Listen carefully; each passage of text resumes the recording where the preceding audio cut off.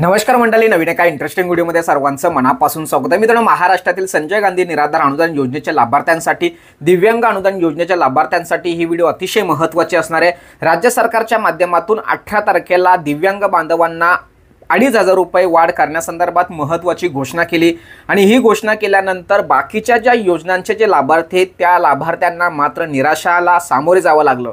कारण मित्रांनो, राज्य सरकारच्या माध्यमातून आत्तापर्यंत एक 15 ते 10 वर्षाचा जर काल बॅक साईडला जर आपण गेलो तर आत्तापर्यंत जेवढेही निर्णय राज्य सरकारने घेतले ते सर्व निर्णय हे संजय गांधी निराधार अनुदान योजनेच्या संदर्भात घेतले. मग त्या संजय गांधी निराधार अनुदान योजनेमध्ये ज्या 5 योजना येतात, उदाहरणार्थ दिव्यांग बांधव असेल, विधवा महिला असेल, श्रावणबाल योजनेचे लाभार्थी असतील किंवा वृद्धापकाल योजनेचे लाभार्थी असेल किंवा आजारी ग्रस्त झालेले लाभार्थी असतील, अशा सर्व लाभार्थ्यांना ते सर्व नियम किंवा अटी किंवा जे काही कागदपत्र असतील ते कागदपत्र सर्व लाभार्थ्यांना एक समान लागू होत होते.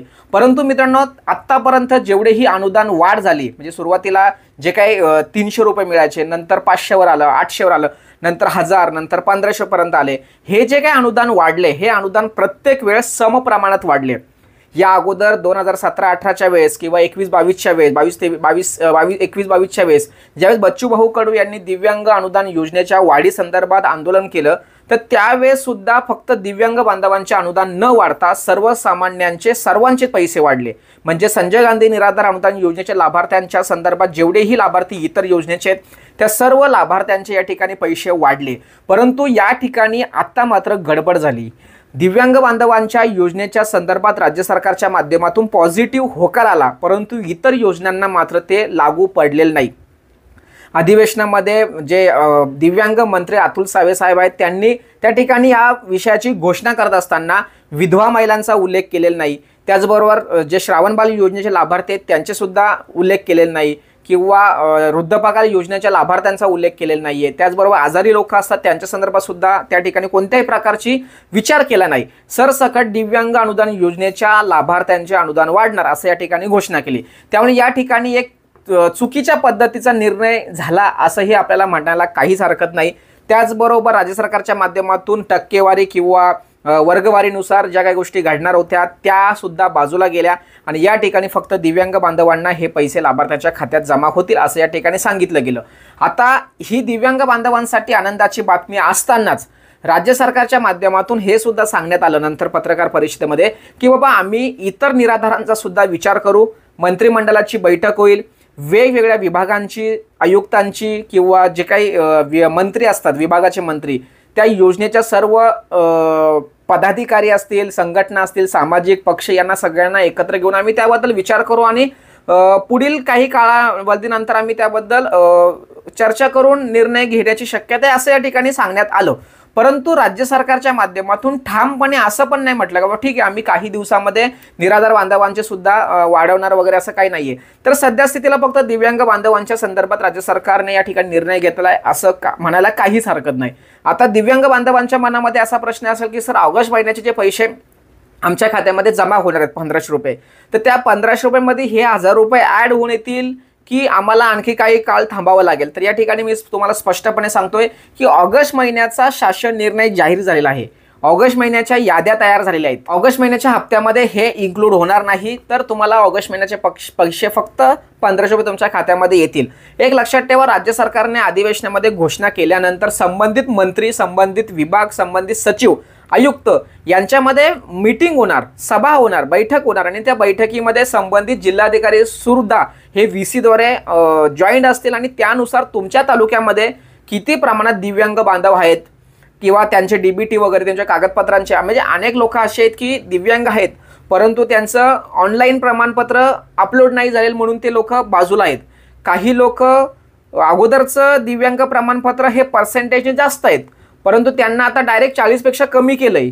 बघा मी काय म्हणतो, डायरेक्ट 40 पेक्षा कमी केलं अशी सुद्धा महाराष्ट्रामध्ये लोक आहेत. तर ते सुद्धा या योजनेपासून वंचित आहेत. म्हणजे अशा अनेक बाबी आहेत की त्या बाबींचा विचार करून राज्य सरकारला हे पैसे त्यांच्या खात्यात जमा करावे लागणार आहेत.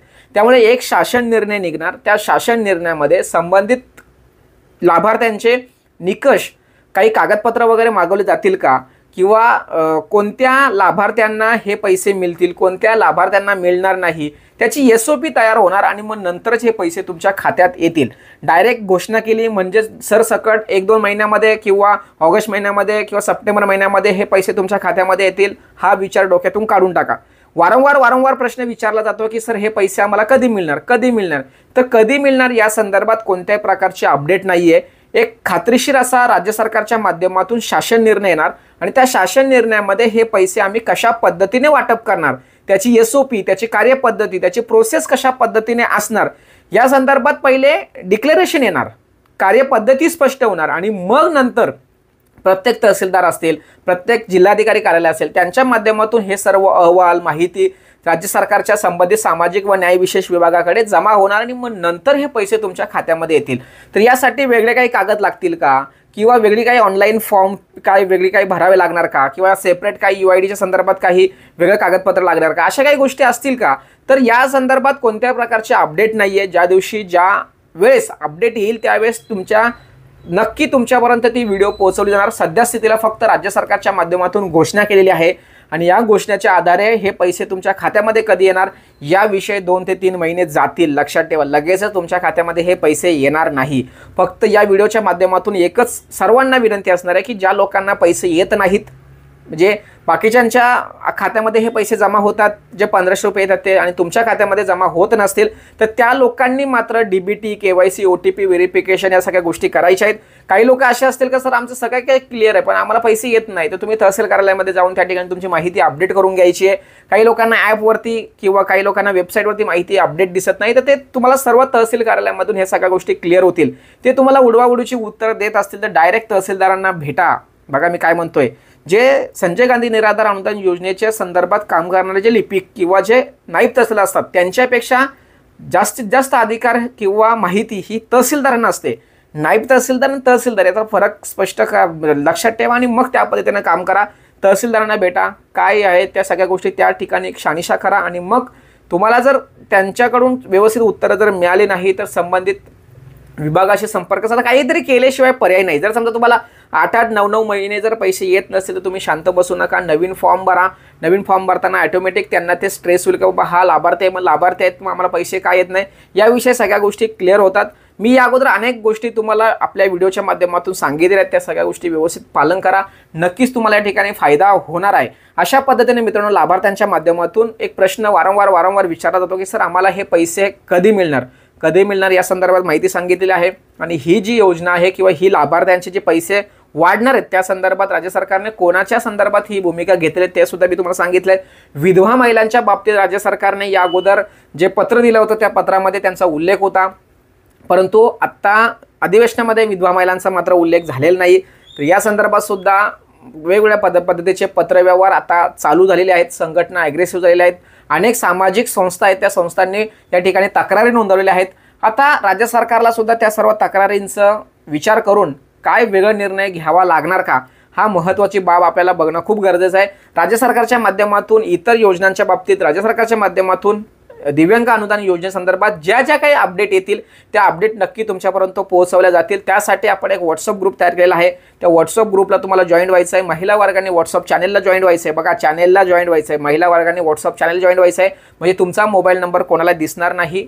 सुरक्षा दृष्टीने आपण निर्णय घेतलेला आहे. आणि जी जनरल लोक आहेत, पुरुष मंडळी आहेत, त्यांनी व्हॉट्सअप ग्रुपला जॉईन व्हायचं आहे. अशा पद्धतीने त्या ग्रुपवरती आपण नक्कीच नवीन अपडेट देत असतो.